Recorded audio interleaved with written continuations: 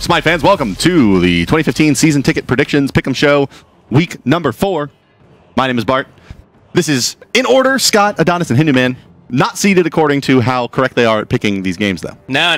We got you out of the last one. I closed the gaps. I closed the gap. Are you over 70? There's only one gap I want you to close, Kevin, and that's your mouth. Oh my God, that was fired up, baby! Let's go. And there it is. Banter! Even the 83% free boy. I'm only 2% less than Scott. You're on your way. No. I predicted Cloud9. I think I'm tied with him. You were a pro player when Scott didn't even know this game existed. Yeah, that's true. And you still can't beat him. You're still bad. I'm almost next to the season ticket holders. That's true. Almost. I'm below him. I'm above them It's actually pretty much at parity, right? Like the community knows more than me, and they know more than you. Clearly. But you know, somehow it kind of gets. Hinduman's got the small edge. You kind of get like good luck, yeah. F.'s average, and I reign supreme. Let's take a look at the European standings before we get into who we're picking this week as we move into the Saturday and Sunday games. And in Europe, well, we saw some shakeups yesterday. I don't think it was shakeups, really. That was just Trig coming back. That was Trig coming home again. That was the Trig we saw Season 1. They performed really well. We expect them to do well at LAN. And that was Titan with their first challenge this season. So let me ask you this. Do you think that was Trig actually just playing well, or is it just their backs against the wall and they have to? They really can't screw up anymore. Trig's came on and he was talking about the fact that when he'd not been shot calling well, he's not been playing well himself, and he felt like he was the reason his team was doing badly. They were losing early Goal Furies for free. Multiple games they went behind early because of Goal Furies, time and time again. Those 2 games, they got the Goal Furies when they were down on kills. And even Trick said in his interview, like, I haven't been practicing, I've had time with exams, and you see how good Trick can be when they can really fully commit to the game. Well, even dropping those 2 games, Titan still stays #1 in Europe. So, that's right. Ahead of Fnatic, who's 5-1, 6-2, their record. But Fnatic does play this week, so we'll see. They may leapfrog ahead if ever to win. So let's take a look at North America as well here. And North America, well, it's the Cloud9 story.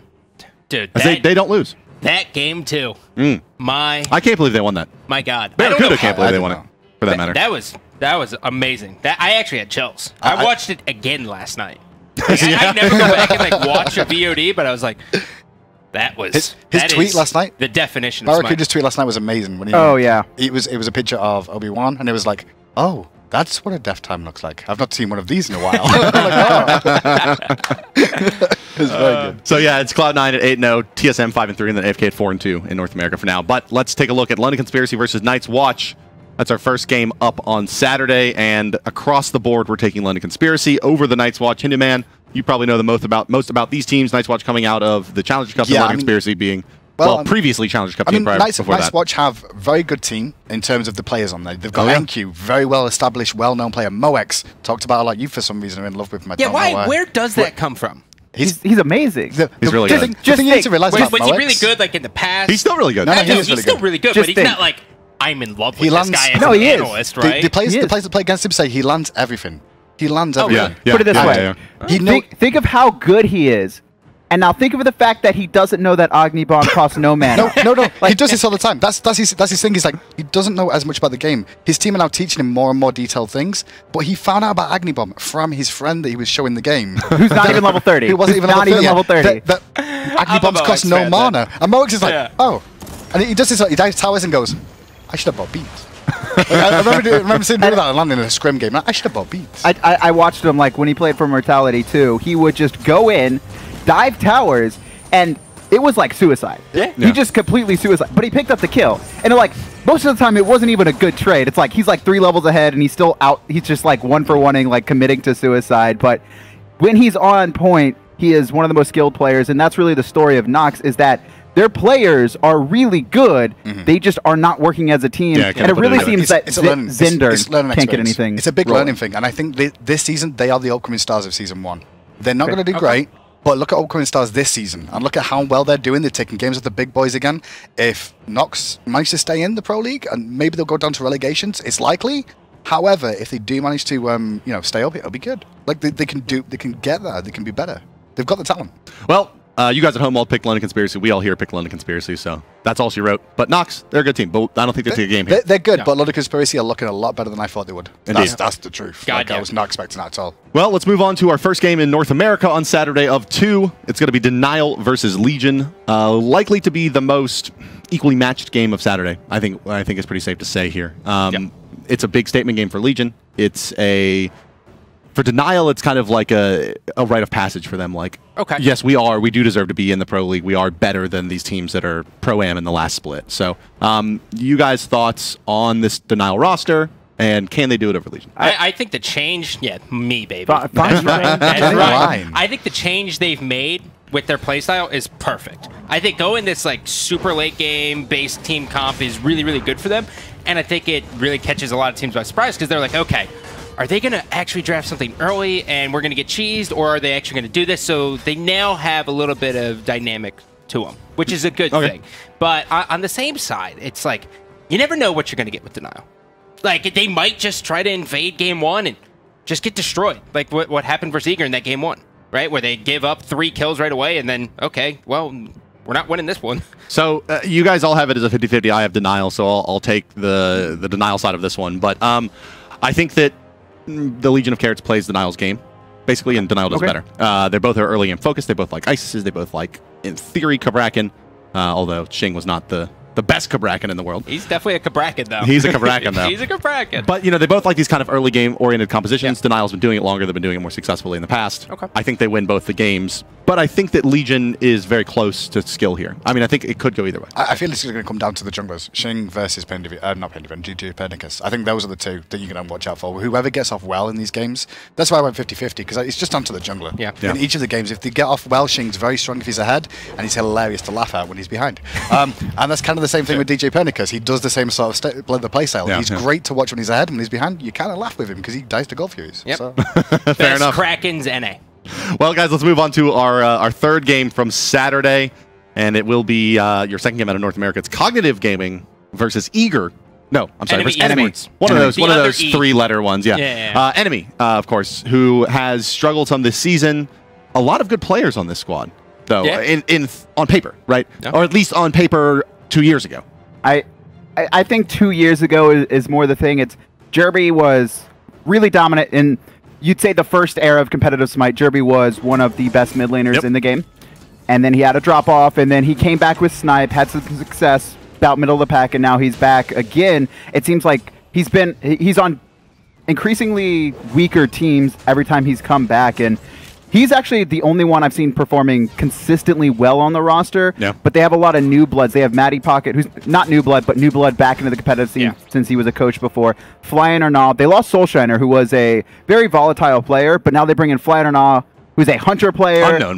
Unknown hunter player, and now playing jungle, switching up his role. They haven't seen much success, and Caulk has had the same switch ups with roles and rosters, but they seem to be a more solid and cohesive unit. Maybe about a month ahead. Well, we all have Cognitive taking this one 2 games straight, except for Hindu Man. So Hindu Man, give me the pitch for why you think Enemy takes a game off Cog here. Pretty much the reason between these two. I mean, it's not even anything exciting either to say about it. I just feel like these two could go backwards and forwards. I think the youth of Cognitive could hurt them. Because they are a younger team. Overall, they've started to do well in the Pro League. They've picked up a couple of games here and there.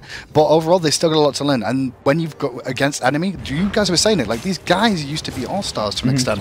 So when you've got that power of knowledge about you, you can't turn around and just throw it to the wayside they're has-beens now. I don't think that's the case. I think they can... they're still making the pro scene. Right? Yeah, exactly. They're making the pro there. He just can't, find the success once he's in. Well, look at Matty Pocket, right? Matty Pocket's been a top-level support player in terms of numbers, even if not the standing in the community amongst the other pro players, right?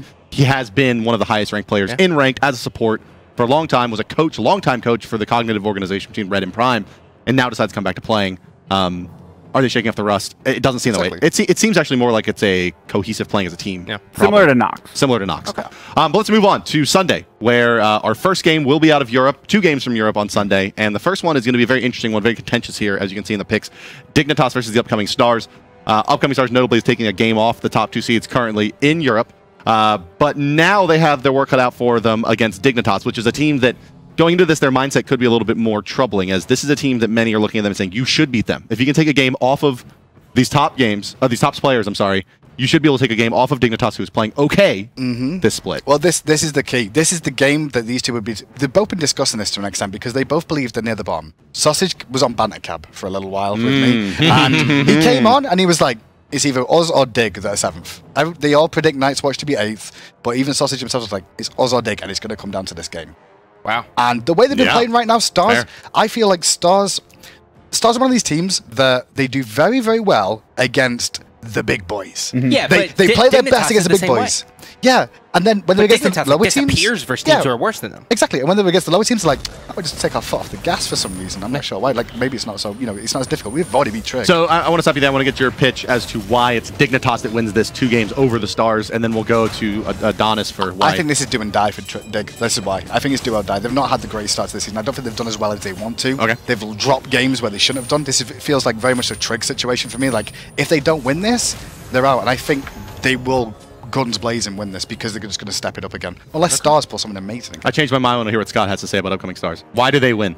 Upcoming Stars is on the upward swing. You don't take games off of the big boys and then all of a sudden just perform averagely versus a team like Team Dignitas. They're going into this one accepting the fact that they're better than Team Dignitas. They're taking shots at Hindu Man for predicting Dignitas winning, right? They're like, oh, well, you already got 2 wrong. They have the confidence, and that's huge. Having confidence is the most important thing you can have in a competitive setting, and with that, I think upcoming Stars is just going to continue to do better. My retweet's button's ready for after that game. Oh, really? Oh, yeah, oh, really? No, you need to do the quote tweet. Quote tweet. Throw it out there, then tag a GIF on top of it. Exactly. There it is. But outside that, they'll do it back to you guys at home pick Dignitas. We're pretty split here at the analyst desk. This is definitely a game to watch from Sunday. It's game number 1. 2 more games coming your way. But right when we conclude these guys, we'll be getting into the patch notes. So if you're wondering what the hell you're looking at, it's Pro League prediction show, and then we'll be talking about the upcoming patch as well right after this. But so Fnatic versus Epsilon. This is the premier game for Europe this week for sure. It's a huge statement game for Epsilon if they beat Fnatic, and it says actually something pretty scary about Fnatic, and that they drop a game to Stars and then lose. If they lose this to Epsilon, it's troubling. Luckily for them, none of us are picking Epsilon to take it in 2. Only Adonis is the only one that thinks Epsilon takes a game off Fnatic. So you got to tell me why you think Epsilon can beat this team. Adapting is phenomenal. Adapting I think he is great. Currently the best jungler in Europe. He has the most kills on record in the world. He's averaging 8 kills a game in the Pro League, and they haven't been against the easiest opponents so far. I think he has 47 kills through 6 games. It's disgustingly. He's leading the league even after we've had 2 Pro League games for the 4th week. Yes. So he's beating Anderson, he's beating Gars. Epsilon... I'm not knocking Fnatic because they dropped a game to Stars. I am just this confident in that Epsilon is a top 3 team, and I think them losing a game to... So what does your top 3 look like at the end of the year then? Top 3 at the end of the year is going to be Fnatic. I don't think it's going to be a top 3. I think it's going to be a top 4 all within a game or 2. You can't do that. That's cheap. No, what is your top 3 though? Top 3. Even if it's in a game or 2, who's in 4th? Top 3. You have to go Titan, Fnatic, and who? Come on, you just said they were a top 3 team. Epsilon. Thank you. Thank you very much. I think Titan's going to be 4. I think Titan's going to be 4, so who's in 1 then? Wow. I think it's going to be Fnatic. I think it's going to be Epsilon, Trig, and then Titan's. Whoa, they got to lose a lot of games in a hurry then to get there. They do. They have their toughest competition. They sure do. The last couple weeks. Well, we all took Fnatic, and you guys know Fnatic is very good at this game. Yeah, I mean, they're excellent players. Really, the kind of the measure by which the rest of Europe is compared to. Anything that we want to say beyond that about their laurels? They also have the best treasure chest. That's true. They do have the best. By far. Is that an endorsement or is that a statement of fact? I'm not sure. Let's move on to the final game from Sunday. This is our premier game of the week. It's a huge game. Again, a week of statement games. A lot of games are like, are we here or is this team actually this good? It's very much what we're seeing here in North America in the final game of the week. It's AFK versus Eager. And, well, we're taking AFK. With the exception of F-Dot, who takes 1 game for Eager, all of us here at the Analyst Desk think that Eager cannot take 1. F-Dot always thinks with his heart. All the time. Like, he doesn't think with his brain. Like, I want to back... I took Legion, too, against Denial, right? I want to back Eager, but I'm like, that's my heart saying that. Yeah, I want to see Eager win for the hype, but I don't see them beating AFK. Even these guys are scrim partners, right? Yeah, exactly. They scrim all the time. So it's like, they ain't getting Neath, right? Neither team's... Like, Eager's not getting Neath. It ain't happening. So... how do they beat AFK if that's the case? Exactly. Another thing, too, is... I don't know if this has been publicly stated yet, but they did not check on Aurora as their support this week. That's right. They'll be subbing. Polar Bear Mike, who was previously a High 5 player, a Challenger Cup player, Aurora will not be playing with them, so they're going to be losing, like... They'll be losing this Ares. They're going to be losing this Ares. They're going to be losing a lot of synergy that Zatman and Aurora had worked up through the Challengers Cup in the 7 weeks, and then the past couple weeks... to be fair, Zatman needs a workhorse, not a stallion, to be in the solo lane, or in the duo lane with him, right? It's not the same synergy. You know, that's true. They're going to be matching up against a duo lane, Incon and Allied, who have been together for over a year now. Yes. Yeah, and Incon's like the perfect balance to Allied, because Allied's not going to get a kill before 30 minutes, and Incon's going to steal all the kills before then. Right? So he hasn't done that as much anymore. I think it's a little bit like when they talk about like the difference between like collegiate level and professional level sports, right? It's the speed of the game that's so different. So coming from the Hi-Fi Challengers Cup, kind of that pro-am circuit, to the professional level, and you're likely to be playing Incon, who's going to be playing something that's absurdly aggressive and poke-oriented, some kind of warrior, right? You may be facing a Sun Wukong from one of the best support players in the world as a not confident Guardian player, most likely. So I mean, that's the big thing. Polarbank's actual playstyle, he plays the Guardians. He's very strong at his role. Like you said though, up against Incon, it's going to be a challenge. I just hope nerves don't get the better of him. It's not going to be an easy transition. They should have. But it's like, hey, well, that's what I mean. Like you take 3 or 4 Jingu Bangs and you get hit by a cat stun and an Ularak, and all of a sudden you're like, what do I even do with my life? And then you rotate 5 seconds late to the camp, and then you're dead. Yeah. Those small things. One of the bigger things too to think about here is these guys are exclusively scrim partners, right? That's right. They're not scrimming this week. So who the hell is Eager going to be playing this week with the new support? That's a good point. Yeah, who is their scrim partner? It's definitely not Cloud9. They're not scrimming up. It's really unlikely they're scrimming up. Maybe they are, but they're probably scrimming down. I think you're right with that. That's just going to give them, I get maybe false hope is a good thing. Maybe that's where the High-Five player came from. Maybe they've been scrimming down to even as low as High-Five, and they're Challengers Cup level teams. They can't, because I don't think there's a lot of professional level teams that are going to be like, oh, hey, yeah, we'll totally scrim against you. Yeah. Except for AFK, that no one wants to scrim against. I think they might get like Denial and Legion to scrim against them. Do you really want to scrim against Denial and get invaded for 10 minutes every damn Denial's game? play style changed up their last series, and I think they're veering more away from their like super I think the main thing cheese. though, like outside of the replacement Guardian, it's going to be Cyclone Spin versus Anatoly. Yes. Right. Anatoly's not a laner. Anatoly's a team fighter. Cyclone Spin is a I take the game from you. It's mine now, my game. Right? Like, so is Anatoly going to be able to deal with the bully? What's their strategy? How are they going to deal with it? I think that the pick stage is going to be very interesting for Eager. How do they handle Cyclone Spin? Ymir. Maybe, yeah. I mean, Guardians seem like a good bet. It's stalemate the lane. Much harder to lose a lane in that situation. When Divios was going up against him and everyone was like, oh my god, Cyclone Spin's by far the best in spring, he goes, eat Athena. Stalemate the whole game. Yeah. Stalemate, I'll rotate to team fights, you take my tower, I'll win the game. That's really Anatoly's playstyle is, I'm just going to be a better team fighter than you. It doesn't matter if you get even a little ahead in lane. I'm going to bring the Ymir, I'm going to bring the heavy CC, the Ymir, and I'm going to let Zatman and Lassus carry. Okay. All right, guys. Well, that does conclude it here from the desk. We're going to transition over now into the patch notes. Thank you, everybody, for joining us. And yeah, let's go ahead and get that next piece of the day started, guys. Thank you all for. I hope you enjoyed our presentation of our picks for 2015, Week 4, Split 2. Fun times, everybody. So.